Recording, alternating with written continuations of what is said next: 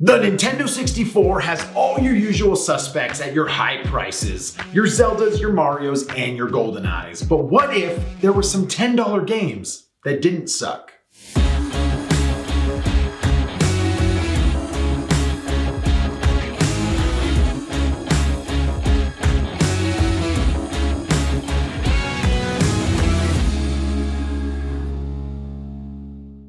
N64 games that don't suck. Obviously, I'm using that term lightly because a lot of the Nintendo 64 library had some duds, but in this specific video, I am talking about the bottom of the barrel in price point. These are the 10 and under games that I think still can pass the test. Now, I did not include sports games or wrestling games because both of those should have their own list. But as you saw at the beginning of this video, let's do our first one.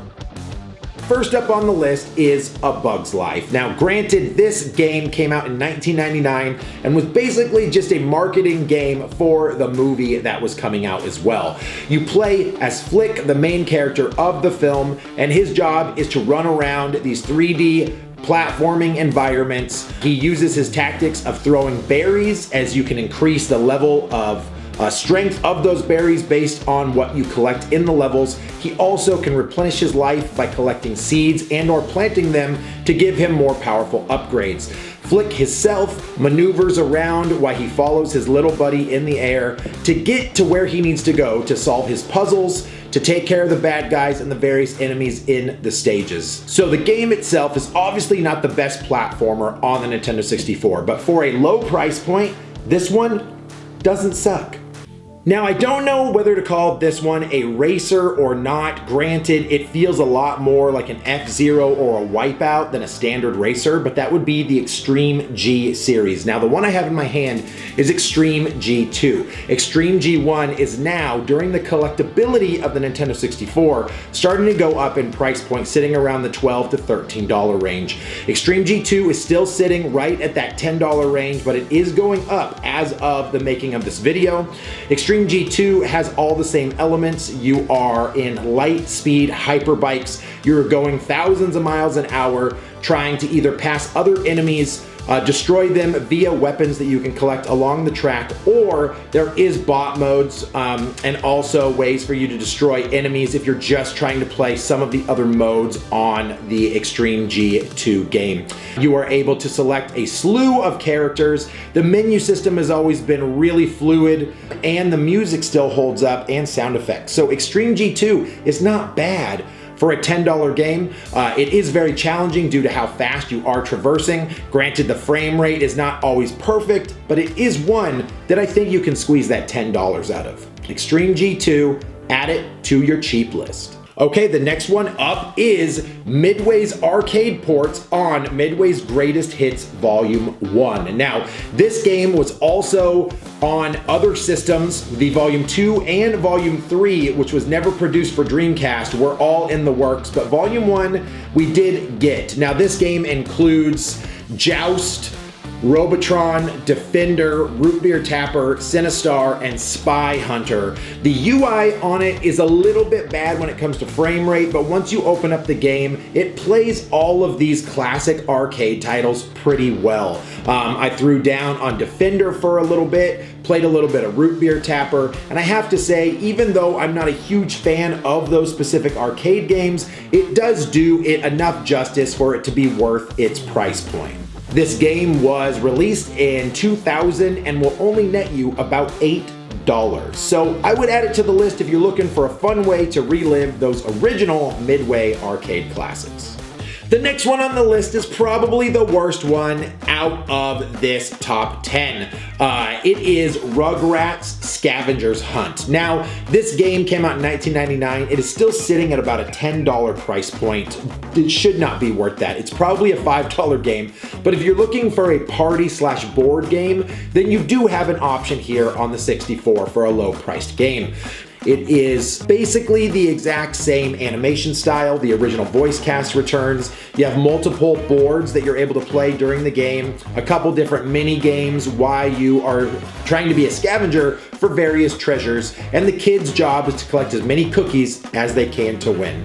I will not say that this game could be thrown out with the bathwater and the baby. That was a really terrible joke. It was supposed to be a Rugrats joke.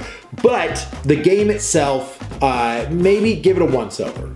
Next up is a little game from 1998 called Mission Impossible. Now this one is sitting at about $8 and it's probably again one of the lower fun titles on the list. Now the Mission Impossible series itself has gained lots of popularity. Originated from the original TV show all the way through all of the franchised movies that have came out. But this first Mission Impossible game still holds up in its own unique way. Out in 1998, you play as Ethan Hunt from the film with his MI team. Now, the Mission Impossible game is all about trying to sneak, trying to disguise yourself, and obviously pick up intel. That's literally most of the game. I will say the gameplay takes some getting used to. It's almost an isometric view, switching to a third-person view, kind of going back and forth. The music and the gameplay are just fine. I obviously found the camera mechanics to be a little bit difficult, but that is notorious for Nintendo 64 games.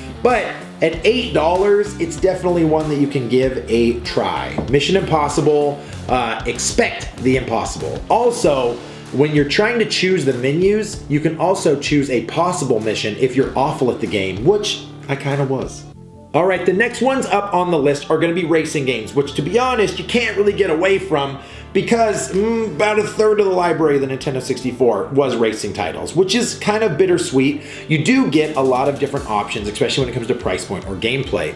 But the first one up is a game called MRC, or Multi Racing Championship. Now this is an El Generico racing game. Nothing really special developed here by Ocean. This came out in 1997 towards the beginning of the life cycle of the Nintendo 64, so you don't expect a whole lot.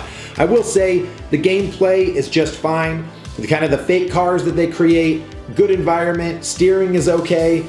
If you're just looking for just a fun racer that's gonna net you no more than $7, then I will say MRC is probably not a bad one to pick up. And coming in right next to that one is Automobile Bill.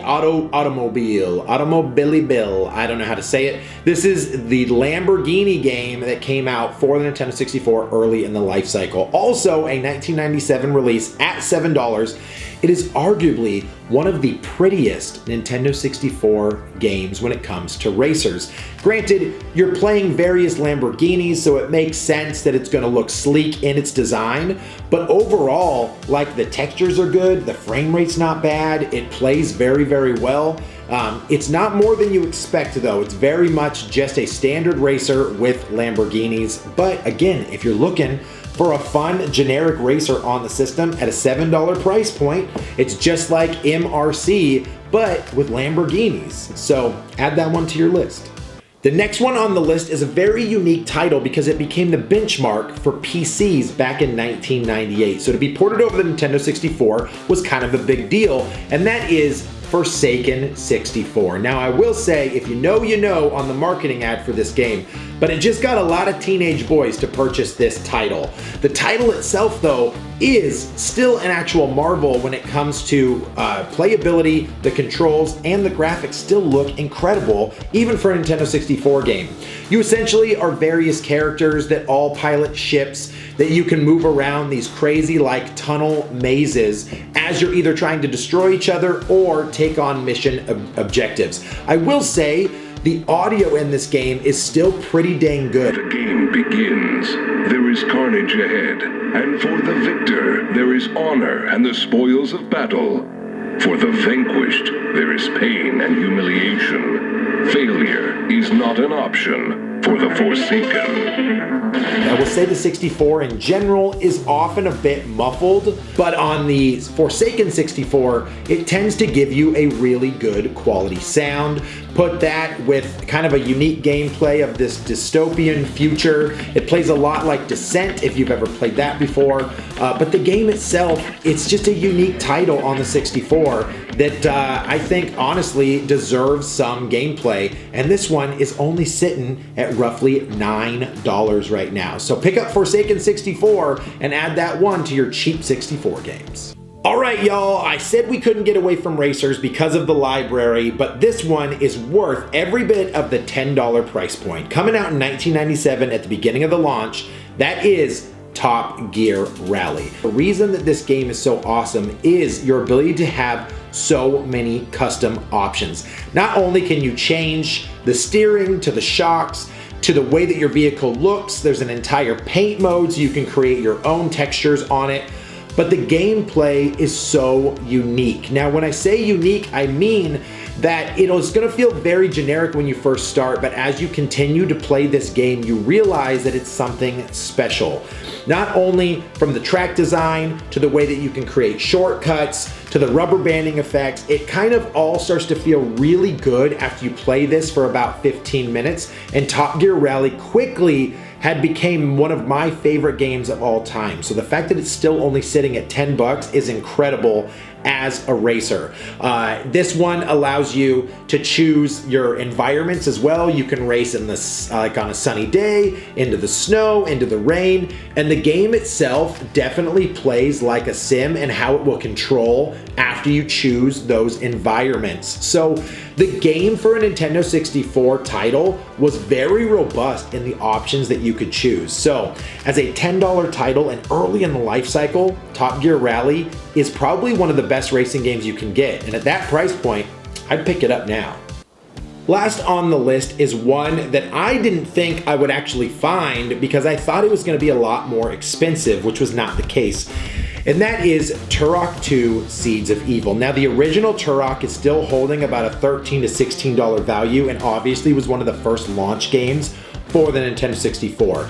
But Turok 2 Seeds of Evil essentially took everything you loved about the original Turok Dinosaur Hunter. Various weapons, time warps, having to take on like mutated dinosaurs, all of that is in this game, and now you get some futuristic story elements to this. Turok 2 Seeds of Evil, it plays the exact same way. You are still traversing various platforms. You find keys and locks to open up to get to the next zone, and you just destroy as many mutated dinosaur creatures as you can.